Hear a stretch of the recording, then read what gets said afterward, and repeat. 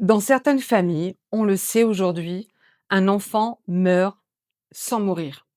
Il est vivant, il respire, il travaille, il aime, mais dans le récit de sa famille, il n'existe plus. On dit nous avons 3 enfants quand il y en a en réalité 4. On retire les photos où il apparaît, on ne le nomme pas devant les plus jeunes, qui grandissent sans même savoir qu'il existe. Parfois, on laisse même croire ou dire qu'en réalité, il est mort. Alors ce n'est pas une brouille, ce n'est pas une famille compliquée. C'est un phénomène clinique précis, l'un des plus violents qui soit, et l'un des moins nommés, je veux dire l'effacement. Alors si tu as écouté jusque-là, abonne-toi à ma chaîne, partage ce contenu qui doit pouvoir aider d'autres femmes comme toi, comme moi. Parce que je sais de quoi je parle.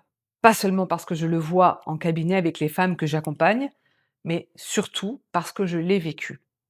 Si quelque chose vient de se figer en vous, restez. On va nommer ensemble ce qui n'a jamais eu de nom.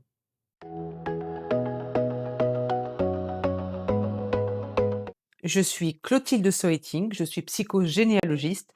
J'accompagne des femmes à se libérer de l'héritage maternel et familial toxique.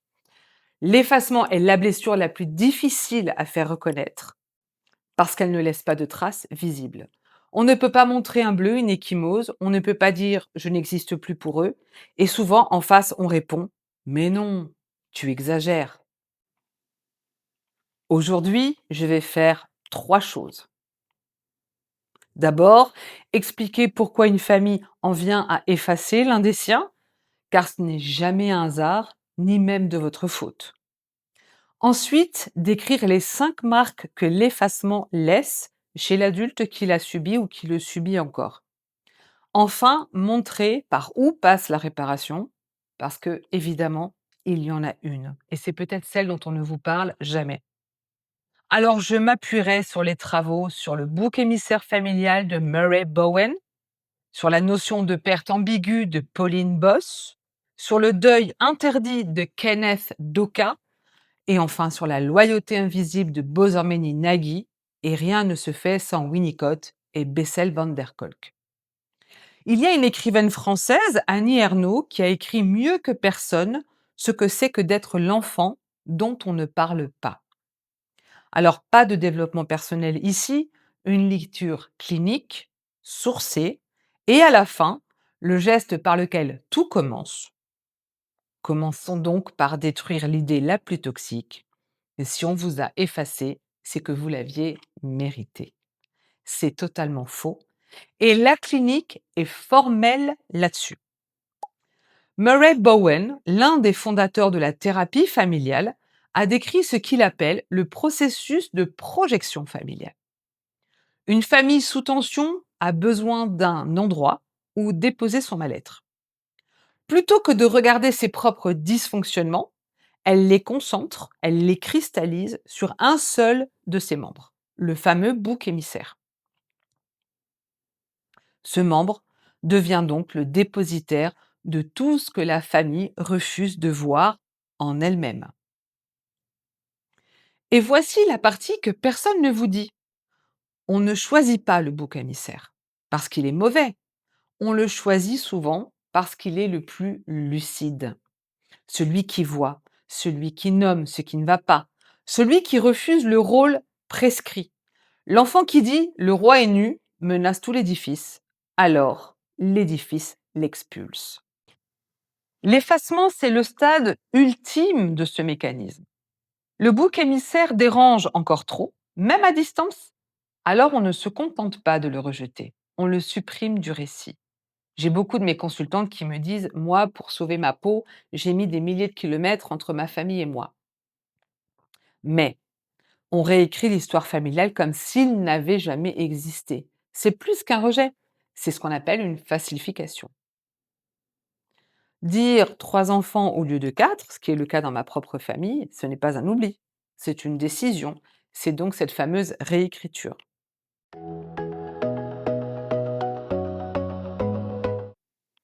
Vous êtes en vie et en réalité, vous portez un deuil que personne ne reconnaît, le vôtre. Il existe deux concepts cliniques qui, ensemble, décrivent exactement ce que vit l'enfant effacé. Le premier, c'est celui de Pauline Boss, la perte ambiguë. C'est une perte sans clôture, sans corps et sans rituel. Quelqu'un est physiquement absent, mais psychiquement présent, ou l'inverse. Votre famille est vivante, mais perdue pour vous. Vous ne pouvez pas en faire le deuil, puisqu'elle n'est pas morte. Et vous ne pouvez pas la retrouver, puisqu'elle vous a effacé. Boss dit que c'est la forme de perte la plus difficile à traverser, précisément parce qu'elle ne se referme jamais. Le second concept est de Kenneth Doka, ce qu'on appelle le deuil interdit, mais quand une mère vous efface tout en restant en vie, personne ne vous apporte de fleurs. On vous dit, ce sont tes parents quand même, ça s'arrangera, fais un effort. Votre deuil est réel, mais il est totalement nié. Alors vous le portez seul, en silence, avec en plus la solitude de ne pas avoir le droit d'avoir mal. Annie Ernaux, encore, a écrit ce vertige dans L'autre fille, une lettre à la sœur morte avant sa naissance, dont ses parents ne lui avaient jamais parlé. Cet enfant fantôme qui existait partout dans les silences et nulle part dans les mots. Être l'enfant effacé, c'est être de l'autre côté de ce silence-là, celle dont on ne parle pas vivante. Le mot juste, ce que vous portez n'est pas de la rancune, c'est un deuil sans tombe.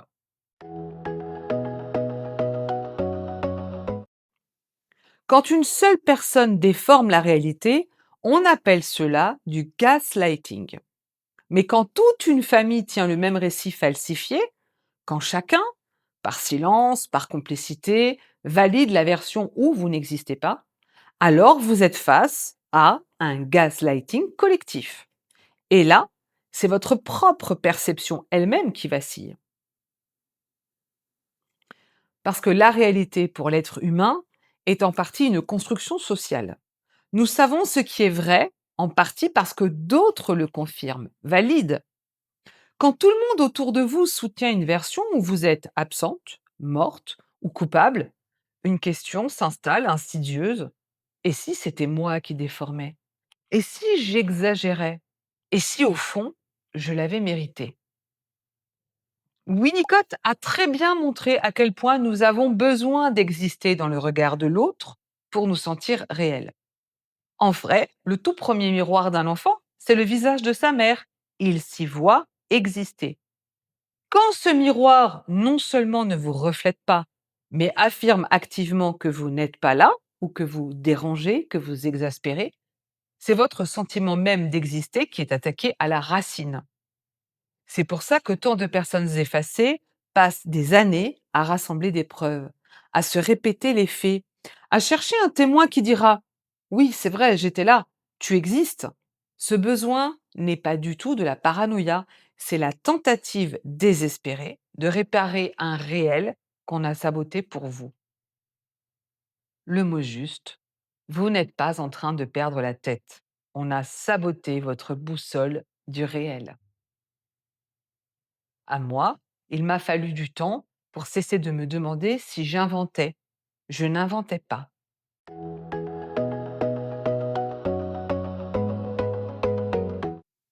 Alors vous portez une honte immense, mais vous seriez incapable de dire quoi et pourquoi.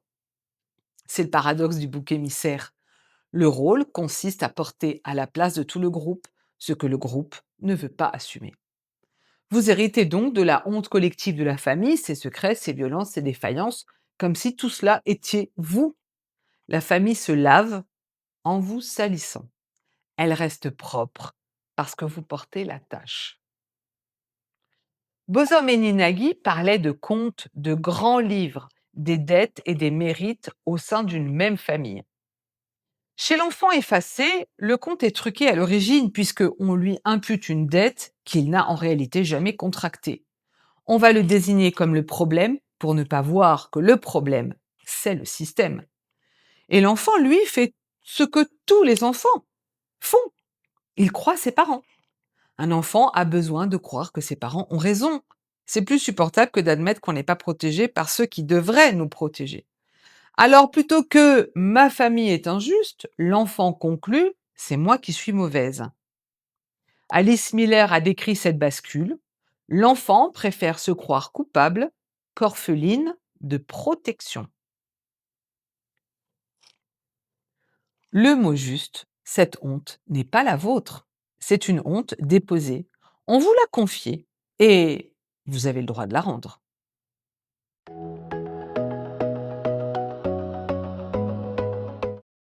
La plus déchirante dans cette histoire, malgré tout ça, malgré l'effacement, le deuil, la honte, c'est qu'une part de vous continue d'espérer, de revenir, de guetter un message, de rêver la scène des retrouvailles. On pourrait croire que celui qu'on efface finit par se détacher. Malheureusement, c'est l'inverse qui se produit le plus souvent, et il y a une raison clinique encore une fois à ça. Bowlby l'a établi. L'enfant reste attaché à la figure parentale, même quand celle-ci le maltraite. L'attachement, ce n'est pas une récompense du bon traitement en réalité, c'est un besoin de survie qui se dirige vers le parent, quoi qu'il fasse. Plus il y a rejet, plus le système d'attachement s'active dans une tentative désespérée de rétablir le lien. On s'accroche d'autant plus fort qu'on est rejeté ou repoussé. Bozanmeni-Nagy ajoute la loyauté invisible. On peut rester en effet loyal inconsciemment à une famille qui nous a trahis. On va protéger son image, on tait ce qu'on a subi, on refuse d'en dire du mal, par une loyauté qui survit à tout, même à l'effacement. Et la chercheuse Christina Sharp, qui étudie les ruptures familiales, a montré que l'éloignement n'est presque jamais un état stable et tranché, c'est un travail permanent, fait d'aller-retour, de tentatives, de rechutes, d'espoir. Ce n'est pas de la faiblesse, parce que c'est la nature même du lien. Alors ce n'est pas de l'immaturité. C'est une loyauté qui vous survit à vous-même. La reconnaître, c'est cesser de vous en vouloir d'espérer. Elle est la plus insidieuse parce qu'elle vous suit partout, même loin de votre famille.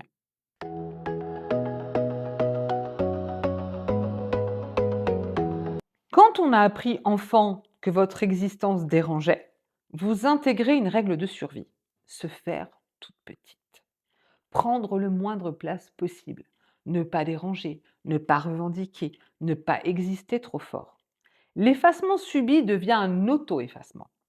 Ça se voit partout dans la vie adulte. Vous vous excusez d'exister, vous ne demandez rien, vous vous retirez avant d'être rejeté, parce qu'être celle qui part fait un peu moins mal qu'être celle qu'on efface.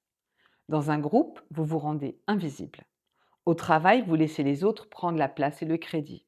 En amour, vous choisissez des gens qui, comme votre famille, ne vous voient pas vraiment, parce que c'est ce que votre système nerveux reconnaît comme chez vous. Vous êtes pratique, vous êtes utile, vous êtes indépendante, vous êtes autonome, vous ne comptez sur personne. Presque vous ne comptez pour personne. Van der Kolk l'a montré, ces réponses ne passent pas par la pensée. Le corps se recroqueville avant que la tête ne l'ait décidé. Vous ne choisissez pas ce que vous effacez ou de vous effacer. Le réflexe se déclenche sous le seuil de la conscience, exactement comme il a été programmé. Le mot juste, ce n'est pas de la discrétion ni de la modestie, c'est un effacement devenu automatique. Et ce qui a été programmé peut être déprogrammé. Je vais vous dire quelques mots de mon histoire parce que je crois qu'ils peuvent en libérer d'autres. Dans ma famille, on préfère dire qu'il y a 3 enfants. On a laissé raconter des choses sur moi qui ne sont pas vraies, jusqu'à laisser croire parfois que je n'étais plus là. Des neveux, des nièces grandissent sans qu'on leur dise mon nom. J'ai même été retirée des photos. Je ne vous raconte pas ça pour qu'on me plaigne. Je vous le raconte parce que pendant longtemps, j'ai cru que c'était mon histoire à moi, ma honte à moi, mon anomalie à moi. Et le jour où j'ai compris que c'était un mécanisme, qu'il y avait un nom, une littérature, une logique, quelque chose s'est déposé. Je n'étais pas folle, je n'étais pas coupable, j'étais effacée. Et entre les deux, il y a tout l'espace d'une vie qu'on peut enfin recommencer à habiter. Si vous vous reconnaissez, c'est à vous que je parle maintenant. Et maintenant la vérité, que je dois à mon éthique. Comprendre tout ça, le nommer comme on vient de le faire, est indispensable. C'est la première marche et sans elle, rien n'est possible. Mais le nom, NOM, ne recolle pas ce qui a été arraché. Parce que l'effacement ne vit pas seulement dans vos idées, il vit dans votre corps, dans le réflexe de vous excuser d'exister, dans le doute qui revient, dans la honte sans objet, dans cette part qui espère encore. Ces réponses, elles sont corporelles. On ne se les enlève pas par volonté. En réalité, on répare l'effacement en travaillant 3 niveaux, ensemble. La nomination clinique, faite ici. Un travail de psychogénéalogie pour rendre à votre famille la honte et la dette qui lui appartiennent, et un travail somatique pour que votre corps réapprenne qu'il a le droit d'occuper l'espace, d'être vu et d'exister. Et c'est la méthode que j'ai construite avec le protocole Déclic. J'ai créé un outil gratuit que vous pouvez utiliser maintenant. C'est un diagnostic de 5 minutes qui identifie lequel des profils cliniques de famille toxique a marqué votre histoire et quel rôle exactement on vous a fait tenir. Vous recevez le résultat par mail, le lien est en premier commentaire et épinglé en description. Et puis dites-moi en commentaire, quelle empreinte maternelle avez-vous encore gardée? Parce que moi, je lis chacun de vos messages. Une dernière chose, et c'est la plus importante. On vous a effacé d'un récit, mais ce récit n'est pas le seul. Il en existe un autre, dont vous êtes l'auteur ou l'autrice, et dans lequel vous avez toute votre place, pleine, entière, nommée. Personne ne vous a nommé? Alors nommez-vous vous. Vous existez et vous avez toujours existé. Ce que vous ne décodez pas vous dirige. Et vous venez de commencer à décoder. À très vite.